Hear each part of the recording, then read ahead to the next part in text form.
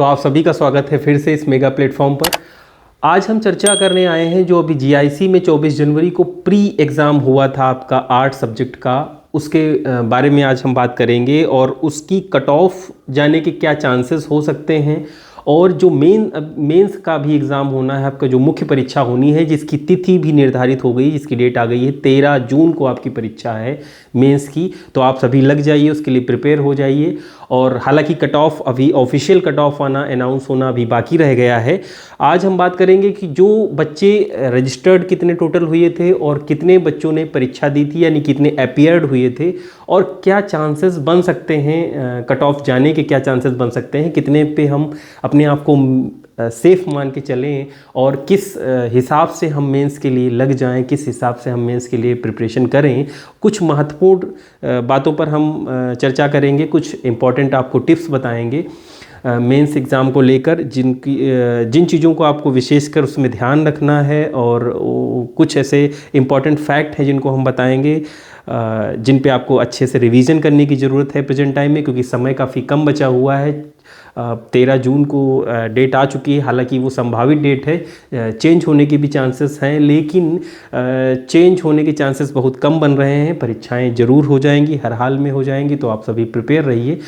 हम बात करते हैं सबसे पहले जो लोग पंजीकृत हुए थे, यानी कि जो रजिस्टर्ड हुए थे, जो लोग एलटी एग्ज़ाम में जो आपका प्री एग्ज़ाम हुआ था तो 24 जनवरी को, उसमें कितने लोग रजिस्टर्ड हुए थे। तो न्यूज़पेपर के अकॉर्डिंग जो है, देखिए कुल विज्ञापित वैसे जो पद थे वो 578 थे।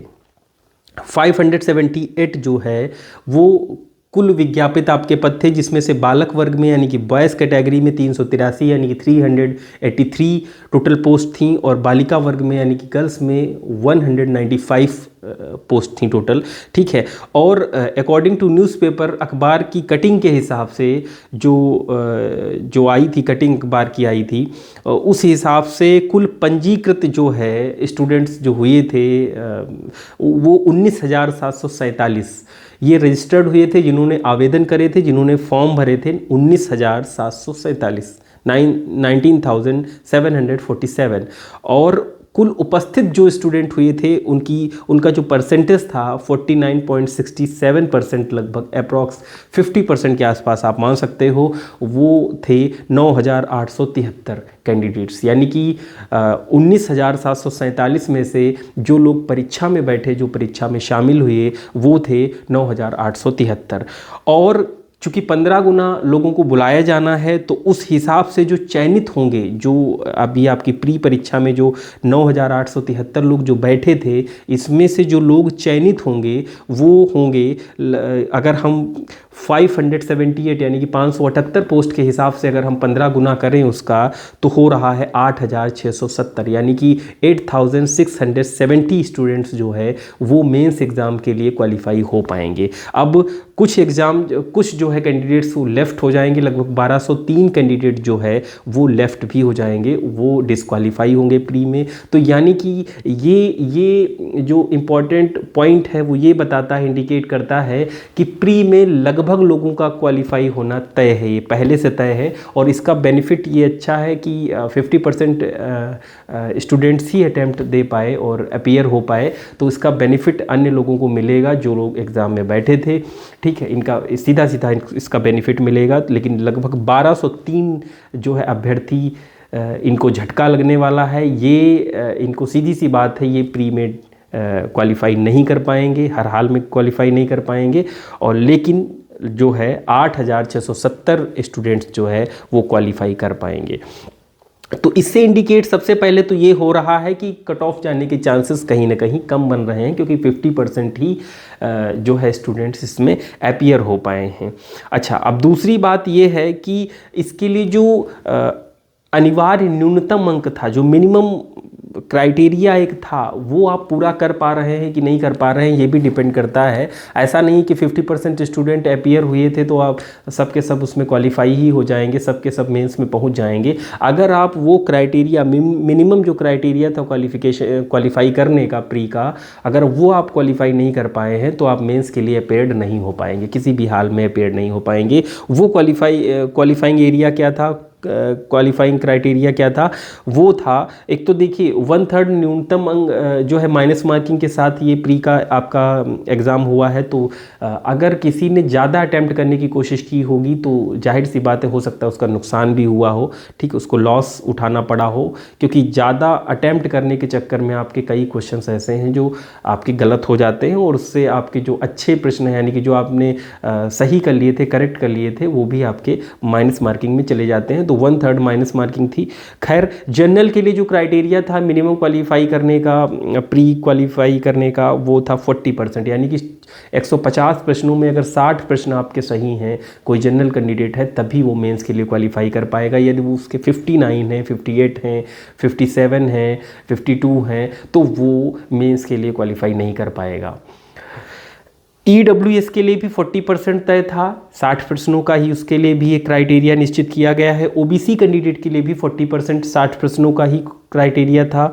SC और ST कैंडिडेट के लिए जो है वो 35% का क्राइटेरिया था, यानी कि लगभग 52.5 क्वेश्चन, यानी कि 52.5 प्रश्न कम से कम सही होने चाहिए SC और ST कैंडिडेट के लिए, जबकि जनरल EWS और OBC कैंडिडेट के लिए कम से कम 60 प्रश्न अनिवार्य रूप से सही होना चाहिए। ये कंपलसरी है। अगर ये नहीं हो पाता है तो आप डिस्क्वालीफाई हो जाएंगे और आप मेंस के लिए नहीं जा पाएंगे। तो अगर आपके 60 से नीचे प्रश्न सही हो रहे हैं, SC और ST कैंडिडेट के अगर 52-53 से नीचे प्रश्न सही हो रहे हैं, तो वो मेंस में नहीं जा पाएगा। ये चीज़ क्लियर है, इन्होंने पहले से क्लियर कर दिया है। चूँकि 1/3 माइनस मार्किंग भी थी, तो कुछ बच्चों ने तो क्या किया है कि उन्होंने उतने ही प्रश्न सही किए हैं जितना उनको आ रहा था, और उन्होंने रिस्क ज़रूर लिया है, 2-4 क्वेश्चंस पे ट्राई उन्होंने किया है, बट उसको ज़्यादा अटैम्प्ट करने के चक्कर में वो नहीं रहे हैं। तो उनका खैर परफॉर्मेंस भी अच्छा हुआ है और बेहतर अटैम्प्ट कर पाए हैं। अच्छा, दूसरी बात है, अब हम बात करेंगे कि कट ऑफ क्या जा सकती है। ये बहुत ही इंपॉर्टेंट फैक्ट है कि कट ऑफ क्या जा सकती है। देखिए मैंने पहले ही बताया है कि अगर कि जो है 49.67% स्टूडेंट ही अपीयर्ड हुए हैं प्री एग्ज़ाम में, तो जाहिर सी बात है 50% यदि अपीयर्ड हुए हैं तो कट ऑफ जाने के चांसेस तो कहीं ना कहीं कम ही हैं। दूसरी बात है, क्वालिफाइंग क्राइटेरिया जो है वो भी मिनिमम ही है, बहुत ज़्यादा मैक्सिमम नहीं है, यानी कि 60 प्रश्न तो मुझे लगता है हर हाल में लगभग लोगों के सही ही हुए होंगे अगर उनकी तैयारी बेहतर है तो, ठीक है। अब ये है कि अनुमानित कट ऑफ क्या जा सकती है, ठीक है। देखिए इससे 1-2 प्रश्न इधर उधर भी हो सकता है, ज़रूरी नहीं है। ऑफिशियल चूँकि कट ऑफ अभी नहीं आई है, लेकिन हाँ चांसेस जो बनते हैं कट ऑफ जाने के वो इसी के इर्द गिर्द बनते हैं। तो जनरल का जो कट ऑफ है अकॉर्डिंग टू मी वो 70 से 75 प्रश्न के बीच में रहने वाला है लगभग, ठीक है। अब देखिए थोड़ा बहुत 19-20 इधर उधर हो सकता है, 75 का 76 भी हो सकता है, 69 भी हो सकता है, ठीक है, मे बी, ठीक है। तो चांसेस हैं, लेकिन 69 होने के चांसेस कम ही हैं, 70 के नीचे तो नहीं आएगा, और 75 प्लस जरूर हो सकता है, वो अलग चांस है, ठीक है। लेकिन 70 to 75 के बीच में ही रहना चाहिए, मेरा ऐसा अनुमान है। EWS जो है वो 60 से 70 के बीच में होना चाहिए, 71 बाई चांस हो सकता है, लेकिन ऐसा संभावना खैर कम लग रही है इसकी। और OBC कैंडिडेट जो है उसकी 65 से 70 जो है क्वेश्चंस जाने के चांसेस हैं, और इसी के बीच होना चाहिए। और SC और ST कैंडिडेट के लिए जो है 65 क्वेश्चन कम से कम सही होना चाहिए, और मेरा ऐसा मानना है, ठीक है। अब ये है कि वो उसका 64 भी जा सकता है, 63 भी जा सकता है, हो सकता है मे बी 66 भी जो है चला जाए, 67 भी चला जाए, तो ऐसे भी हो सकता है, एक आध प्रश्न इधर उधर जाने के चांसेस हैं। अब हम बात करेंगे, देखिए अगर सीधी सी बात है, अगर आपने अभी तक आंसर की नहीं मिलाई है तो देखिए सबसे पहले तो अपने आंसर की मिला लीजिए, ठीक है। और मैंने डिस्क्रिप्शन बॉक्स में लिंक दे दिया है, डिटेल में मैंने चीज़ों को सॉल्व कराया है, डिटेल में मैंने क्वेश्चन को सॉल्व कराया, क्वेश्चन पेपर को। तो फर्स्ट ऑफ ऑल सबसे पहले तो आप वहाँ से सॉल्व कर लीजिए पूरा क्वेश्चन पेपर और समझ लीजिए, फुल एक्सप्लेनेशन के साथ है, पूरी डिटेल में हमने सारी चीज़ों को डिस्क्राइब किया है। तो लिंक डिस्क्रिप्शन बॉक्स में दिया हुआ है, आप जाके विजिट कीजिए उस पर, और आप अपने आंसर आंसर्स मैच कर सकते हैं सारे। मैंने 150 के 50 प्रश्न जो है मैंने सॉल्व कराए हैं। 30 मैंने सामान्य अध्ययन के और 120 मैंने जो है वो जो आपका विषय है कला उससे संबंधित जो है प्रश्नों को सॉल्व कराया है और पूरी डिटेल में डिस्क्राइब किया है। ठीक है, तो पहले फर्स्ट ऑफ ऑल सबसे पहले तो आप अपने आंसर मैच कर लीजिए वहाँ से। दूसरी बात ये है, हम कह रहे हैं कि अब हम बात कर रहे हैं मेंस को लेके। मेंस के लिए भी रिक्वायरमेंट आ रही थी, कई लोग कमेंट बॉक्स में पूछ रहे थे कमेंट सेक्शन में कि मेंस की प्रिपरेशन हम कैसे करें। पर्सनली भी कई लोगों का मैसेज मेरे पास आया कि हम मेंस के लिए क्या बेहतर तैयारी करें, मेंस की क्या स्ट्रेटजी होनी चाहिए।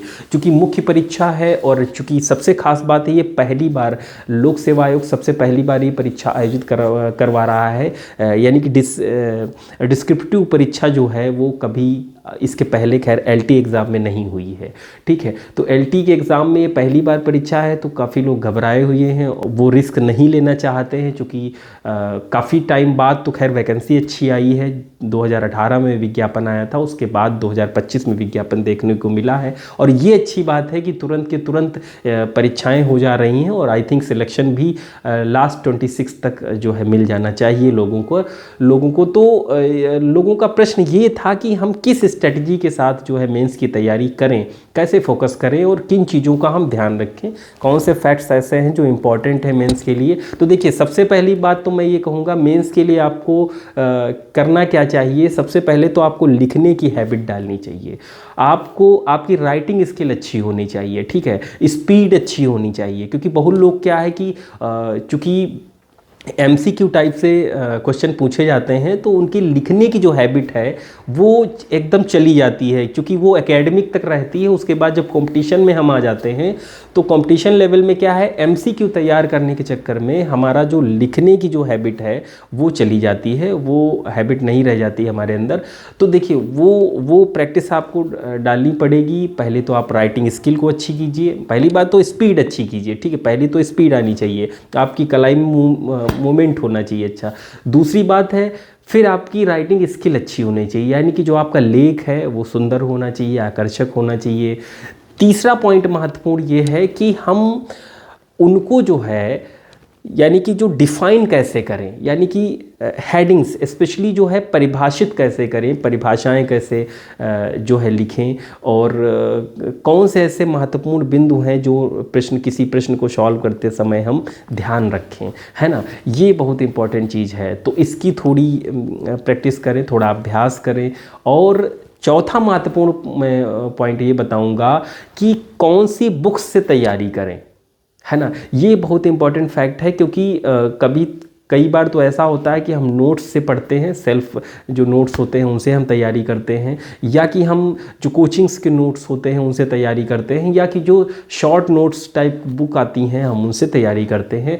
उस चक्कर में होता क्या है कि जो हमें जो विस्तृत रूप से जो व्याख्या होती है, फुल एक्सप्लेनेशन के साथ जो चीज़ें होती हैं वो हमारी लेफ्ट हो जाती हैं, उन पे हम ध्यान कम दे पाते हैं, चूँकि हम इम्पॉर्टेंट फैक्ट्स ही केवल पढ़ते हैं जो परीक्षाओं में पूछे जाते हैं। तो हमारी सबसे पहली बात सलाह तो ये है कि आप एडवाइस ये है कि आप जो डिटेल्स वाली जो बुक हैं, डिटेल वाली बुक हैं, उनको पढ़िए, उनको समझिए, टॉपिक वाइज चीज़ों को समझिए। फॉर एग्जांपल जैसे हम अजंता को पढ़ रहे हैं तो अजंता की पूरी पृष्ठभूमि को पढ़िए, अजंता गुफाओं के इतिहास को पढ़िए, उसके वर्तमान को पढ़िए, उसकी कलात्मक शैली को पढ़िए, उसके निर्माण काल को पढ़िए, उसके स्ट्रक्चर को पढ़िए। इन सब की ज़रूरत आपको पड़ेगी। अब सिर्फ इसकी ज़रूरत नहीं पड़ने वाली है कि अजंता में कितनी गुफाएँ हैं, या कि किन गुफाओं से चित्र मिले हैं, या कि सबसे पहले उसको किसने देखा, या कि उसकी खोज कब हुई, या कि उसकी प्रतिलिपियाँ कब तैयार की गई। अब उसको डिटेल में थोड़ा पढ़ना पड़ेगा। किसी कलाकार को फॉर एग्जांपल यदि आप पढ़ रहे हैं तो सिर्फ कलाकार के बारे में जानना बहुत ज़रूरी नहीं है, कलाकार की जो कलात्मक शैली रही है, जो इसका स्टाइल रहा है, और वो कहाँ से प्रभावित रहा है, या कि उसके जीवन से जुड़ा कोई अहम पहलू भी हो सकता है। उसकी जो एजुकेशन हुई है, उसकी क्या पृष्ठभूमि रही है, उसके जीवन में क्या हिस्टोरिकल ट्रेजेडी रही हैं।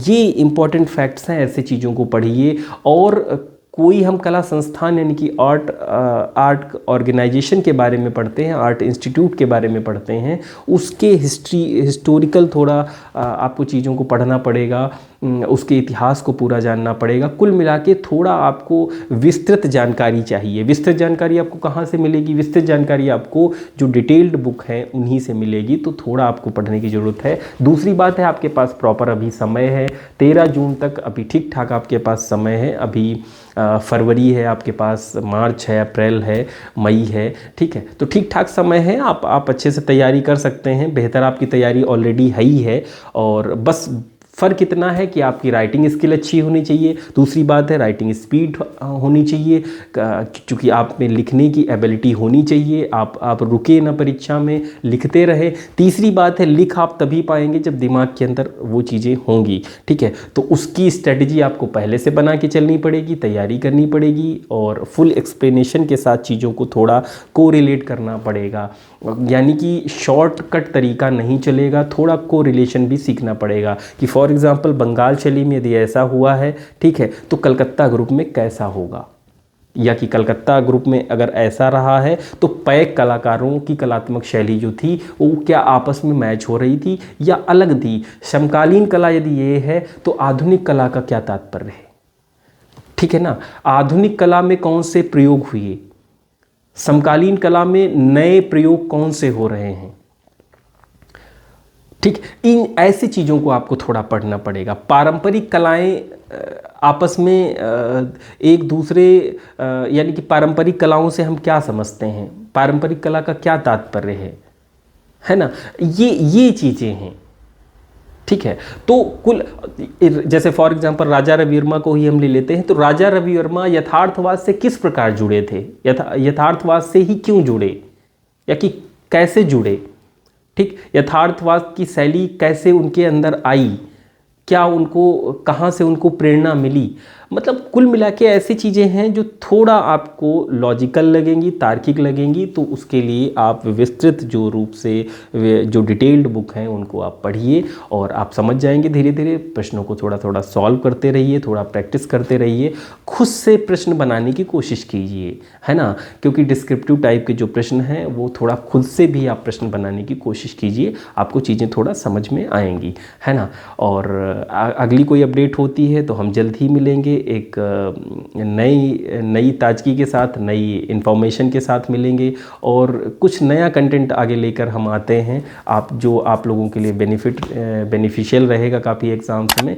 और चलिए हम जल्द ही मिलते हैं आपसे। उम्मीद है आप सभी अच्छे होंगे, आपकी बेहतर पढ़ाई भी चल रही होगी। आई होप आप बेस्ट विशेस हैं हमारी तरफ से कि आपका एग्ज़ाम भी बेहतर हो। Thank you.